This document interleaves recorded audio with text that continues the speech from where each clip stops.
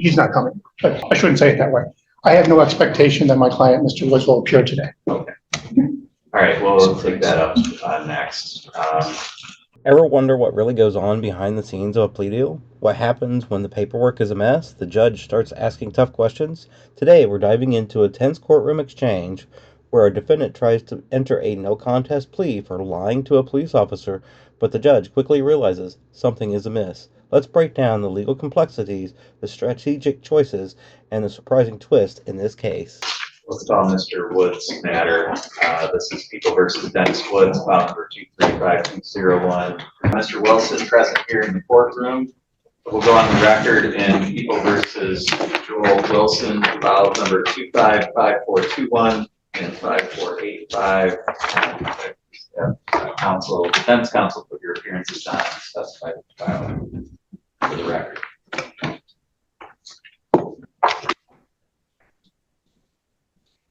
Thank you, Your Honor. Jason Thompson, I'm the attorney in the younger case.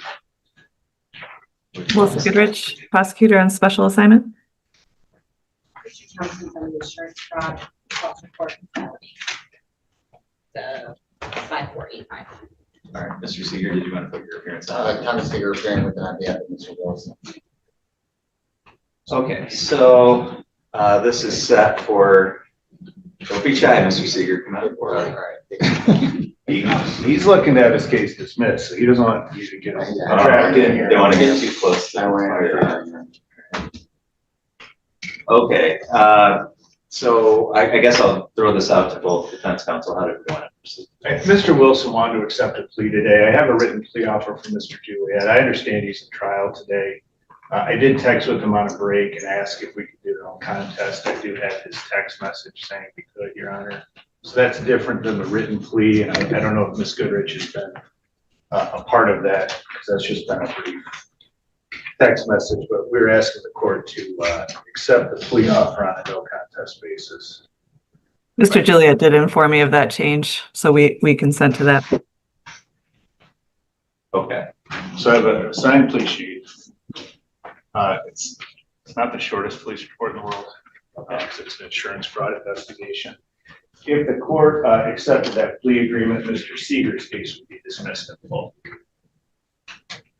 Mr. Seager, is that your understanding? It is, Your Honor. And just for the record, I've not reviewed any facts related to Mr. Thompson's case. Okay. All right, and so Ms. Goodrich, I just want to make sure that this is clear. Mr.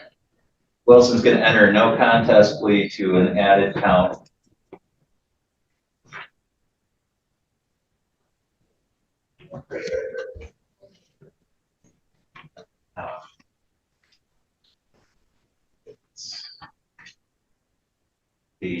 I have an amended felony information that indicates an added count 3, but the plea sheet you just handed me, Mr. Thompson, says an added count 6.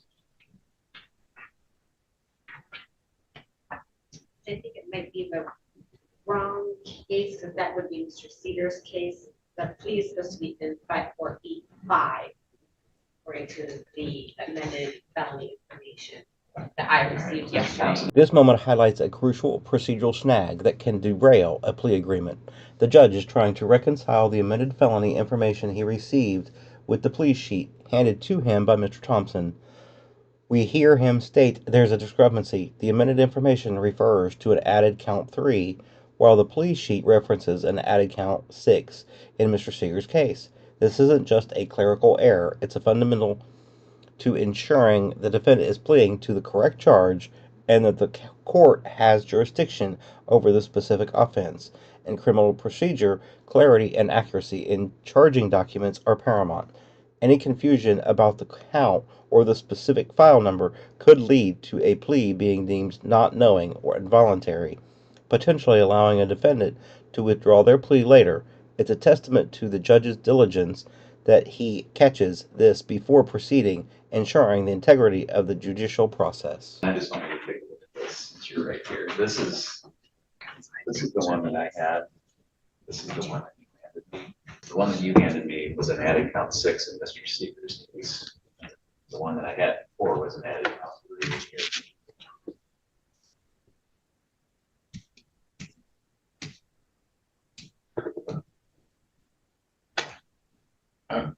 I'm sorry, one more time. The one that you handed me today would be for an added count 6 in Mr. Seager's case. Oh, okay. The one that I had. Yeah, I think that's probably the mistake. So we just need to make this That's one what a you- no contest. Yeah, I'm sorry. That's fine. I Just I take that glanced back. at them and I thought they were the same. Okay. I got that yesterday by email, but I had this in my file and I'm sorry. Okay. All right, so Ms. Goodrich, I clarified this with Mr. Thompson. I just want to clarify it with you. So the plea is in file number 255485, and it's going to be no contest to an added count 3 lying to a police officer. Yes. Okay. So, Mr. Wilson, Yes, Your Honor. have you been able to discuss this plea with Mr. Thompson? Yes, Your Honor. And is that how you wanted to proceed today? Yes, Your Honor. Okay, can you raise your right hand, please? Do you solemnly swear or affirm that the testimony you're about to give will be the truth, the whole truth, and nothing but the truth, so help you God? Yes, Your Honor. Thank you. You can lower your hand. So, Mr. Wilson, this added count 3 of lying to a police officer, that is a high court misdemeanor that carries with it a maximum possible penalty of up to 2 years and or a $5,000 fine. Do you understand that? Yes, Your Honor. Are you currently on any kind of probation or parole? No, Your Honor. With that maximum penalty in mind, then what is your plea to that charge? No contest, Your Honor. Right now, you have the right to have a trial. You have the right to be tried by a jury. You have the right to be presumed innocent until proven guilty. You have the right to have the prosecutor prove beyond a reasonable doubt that you are guilty.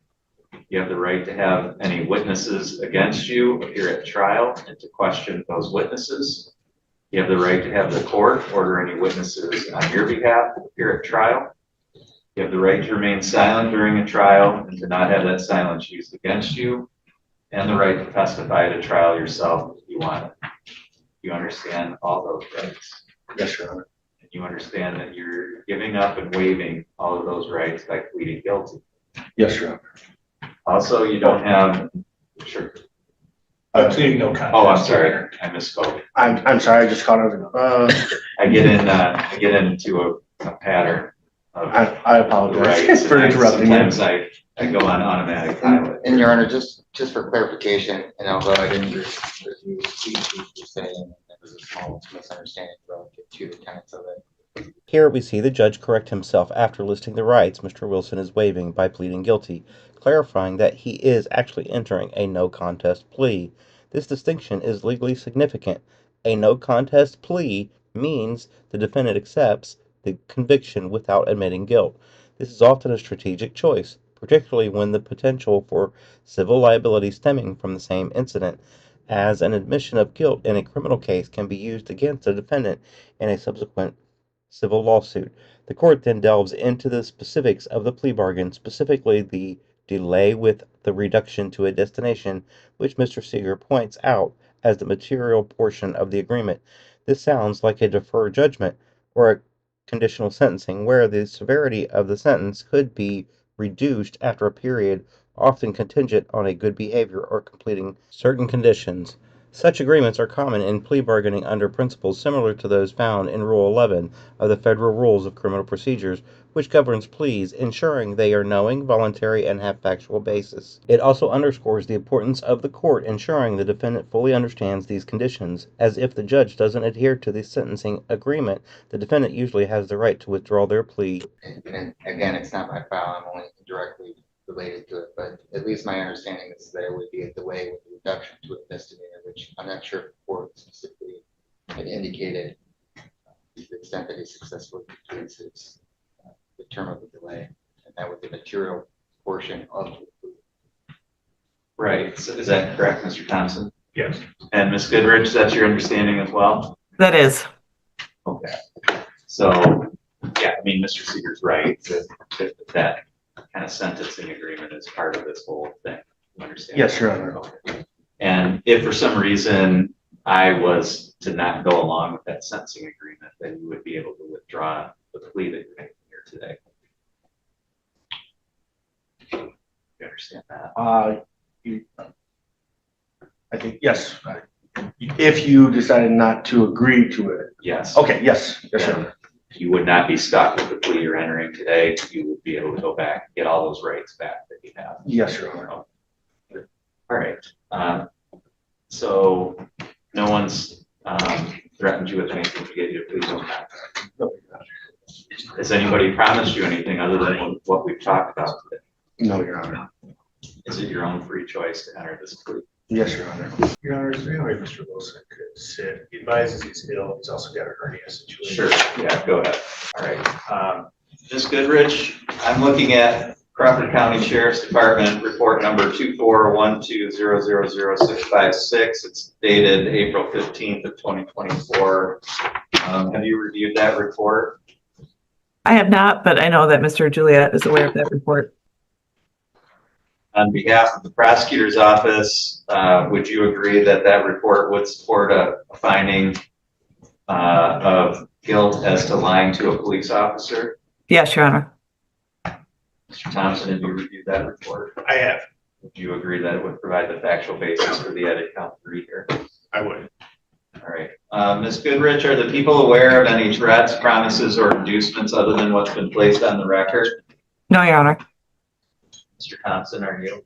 No. Ms. Goodrich, are the people satisfied that the court has complied with statute and court rule in taking this no contest plea? Yes. Mr. Thompson? Yes. One thing I think I did neglect to do, I'm assuming it's on the basis of civil liability, but is that the basis for the no contest? It is, Your Honor. In terms of just general civil liability with the insurance company, he's also got a liquor license. So that's a possible civil consequence. Okay. All right. So, Mr. Wilson, the court finds that your plea is knowing and voluntary. I'm satisfied, and I'm going to mark and admit as an exhibit the police report that I referenced in Court Exhibit 1. This segment is critical because it solidifies the understanding of why Mr. Wilson chose a no contest plea to mitigate general civil liability with the insurance company and protect his liquor license. The consequences of a criminal conviction can extend far beyond the direct penalties, often impacting professional licenses, employment, and future civil lawsuits. A no contest plea helps create a firewall, preventing the criminal conviction from being used as an admission of guilt in related civil proceedings. Furthermore, the judge establishes the factual basis for the plea by admitting a police report into the record. This is a fundamental requirement for accepting any plea, ensuring that there's sufficient evidence to support the charges, even if the defendant isn't admitting guilt. While the specific charge of lying to a police officer can vary by state, it generally falls under statutes related to obstruction of justice or providing false information to law enforcement. By carefully establishing these points, the court ensures that the plea is not only knowing and voluntary, but also legally sound and supported by evidence, protecting both the defendant's rights and the integrity of the justice system. I find, based on the information contained within Court Exhibit 1, that there is a factual basis to support a finding that you are guilty of this charge. The court will accept your no contest plea. We'll set this matter for a sentencing hearing. You'll be notified of the date and time of that hearing. In the meantime, you'll meet with somebody from the probation department to set up a pre-sentence report. Mr. Seager, I don't think you would need to be present at the sentencing hearing since your file's going to be dismissed. That's fine, Your Honor, just for clarification, because I'm somewhat unfamiliar with the other office, but I assume there then that ordinarily it would probably be dismissed at the time of sentencing, but because the matter is set for trial, I assume that they'll file a nally. I guess they could reauthorize it later, or if you want to. I'm just trying to kind of put your docket in mind as well. So I know it's a little bit different, but. So I just texted Mr. Juliet, and because usually I do the nollies in this county, he advised me he already has them done. He is going to send them to me, but those will be presented at the time of sentencing. I'm going to adjourn the trial date. So That's fine. typically, you're right. I would unless we had an alley, but I think under these circumstances, we can take care of that. So, all right, Ms. Goodrich, anything further we need to address from your side? No, Your Honor. Thank you. Mr. Thompson? Nothing further for today's record. All right, thank you, Mr. Wilson. Just make sure you stay in touch with your attorney. All right, so you're going to talk to John now. As we conclude our analysis of Joe Wilson's plea hearing, it's clear that court proceedings are often a meticulous dance of legal strategy and procedural accuracy. The transcript ends with the judge accepting Mr. Wilson's no contest plea to lying to a police officer and setting the matter for a sentence hearing, during which a pre-sentence report will be prepared. Importantly, Mr. Seager's related case is set to be dismissed. Typically, following a no contest plea and finding of guilt, a sentence hearing would determine the final penalties, which for a high court misdemeanor could include jail time, fines, probation, or community service, often guided by the pre-sentence report and any plea agreements. The delay with the reduction to a destination would then dictate how and when a potential sentence is modified based on the defendant's adherence to specific conditions. What are your thoughts on how this plea was handled? Let us know in the comments below.